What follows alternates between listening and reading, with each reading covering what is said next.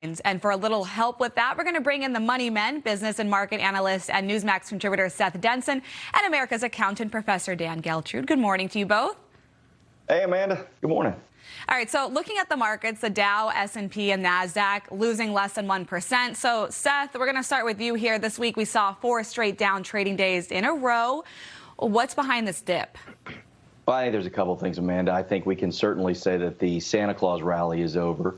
But I think we're seeing what we're calling a taper tantrum going on in the markets. Investors are a little spooked by what the Fed is talking about of tapering investments and tightening things and raising interest rates. I think that's part of it. The other thing is investors are looking at some of these high-valued stocks, these stocks where the multiples are 20, 30, 40, even 50% of the annualized revenue of these companies and saying, hey, maybe these are overvalued and it's time to step back. We saw that in a lot of the tech stocks this week, and I think it's driving the market down.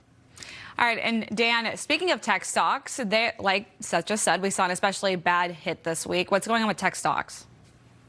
Well, they did take a little bit of a hit this week, but I do not think that this is going to be the trend long term. Look, the future in business, in companies, is technology. And these companies absolutely have the capital and the research and development to be able to continue to expand their business models, not just in tech, but to expand into everything, like we see Amazon doing. So they may have taken a little bit of a hit this week. Do not count big tech out in the long term. I mean, what is it, like fall? Every single fall we see Apple release new products. I'm sure Microsoft is going to have to follow up because you can't have one competitor make something and the other not make something. So, you know, tech stocks always changing there. President Biden also saying he's tired of capitalism without competition. And he went on to blame big business for the slow economic recovery. Seth, do you agree that large corporations are to blame for this? No, and there's not. Listen, it's hard to look in one area to blame. I mean, certainly large corporations. I think specifically the Biden administration has targeted beef producers. Yes, there are 4 conglomerate beef producers that control 80% of the market.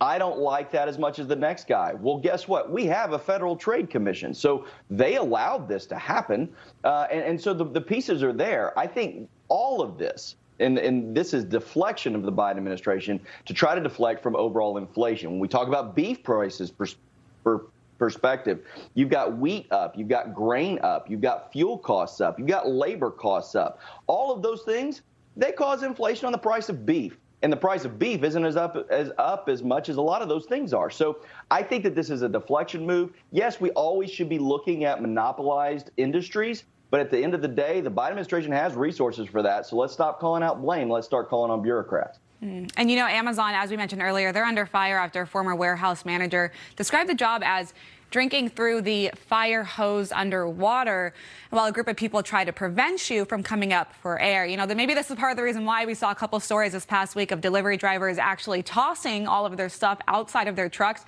and leaving it in ditches. Dan, this isn't the first time Amazon has been called out for harsh working conditions and coming under fire. How does it fix this problem?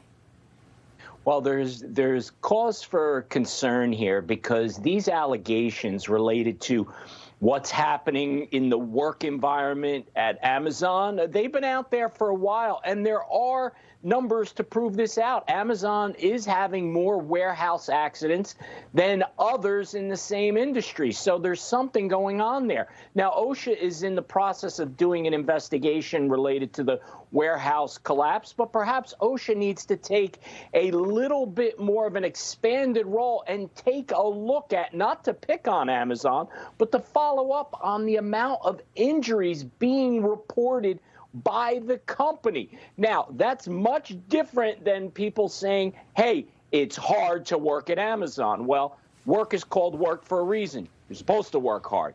Accidents, different story. So maybe look into what's happening there. Thanks, Seth Denson and Dan Geltrude, for joining us. Thanks, man.